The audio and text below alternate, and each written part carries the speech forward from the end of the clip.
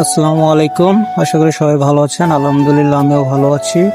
আজকে যে কারণে ভিডিওটা নিয়ে আসলাম, যে আমি আসছিলাম জয়দেবপুর যে কিছু ওষুধ কেনার জন্য।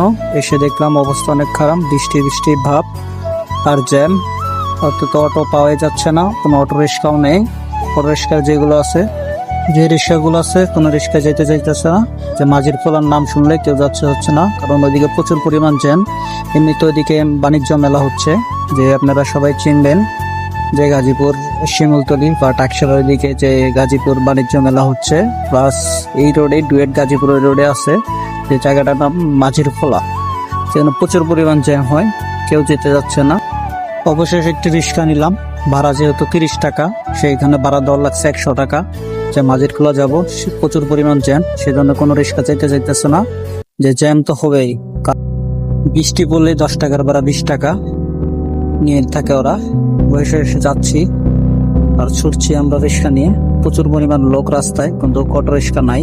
যেহেতু কাছাকাছি চলে আসছে, সামনে যে ভিআইপিটা আছে, যেখানে ভিআইপি স্ট্যান্ড আছে, শুধু তাদের জন্য প্রচুর পরিমাণ জ্যাম হয় রাস্তাঘাটে। তারা এদিক ওদিক করে গাড়ি রেখে দেয়, স্ট্যান্ডে গাড়ি আঠে না ঠিক মতন। এই ভিডিওটা দেখতে হয়তো অনেকে খারাপ মন্তব্য করতে পারেন, অনেকে রাগ হইতে পারেন। বৃষ্টি পড়তেছে, এই যে ভিআইপি পরিমাণ যে চলে গেল, অবস্থা খারাপ রাস্তাঘাটে, এদের জন্য ঠিক মতন চলা যাচ্ছে না। আর যে অটো রিক্সাগুলো আছে রাত চালায়, গাড়িগুলো রাত চালায়। একদম মেলার জ্যাম, তাছাড়া একটু ডাবল লাইন করে রাখছে, যে ওদিক থেকে যে গাড়ি আসবে আসার মতন কোনো অবস্থায় রাখেনি তারা। যেহেতু 2 লাইন করে রাখছে, যে জ্যামের জন্য কিছুই যাওয়া যাচ্ছে না।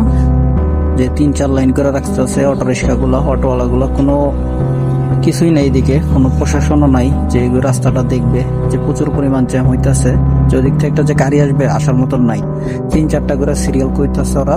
যে জ্যাম প্রচুর পরিমাণ, যে জায়গায় 10 মিনিট লাগে যাইতে, সেখানে 1 ঘন্টা 2 ঘন্টা লাগে যাইতে। এখন প্রচুর পরিমাণ জ্যাম, মেলার জ্যাম। অথচ আবার যে মাঝের খোলা যে বেবি কাউন্টারটা আছে, প্রচুর পরিমাণ জ্যাম। এই যে দেখতে পারতেছেন আপনার যে পরিমাণ জ্যাম এদিকে, যে মানুষ যদি কিছু হয় যাওয়ার মতন নাই অবস্থায়, হাসপাতালে যাবে তার কোনো অবস্থা নেই যাওয়ার। একটা পদক্ষেপ নেওয়ার দরকার সরকারের কাছে।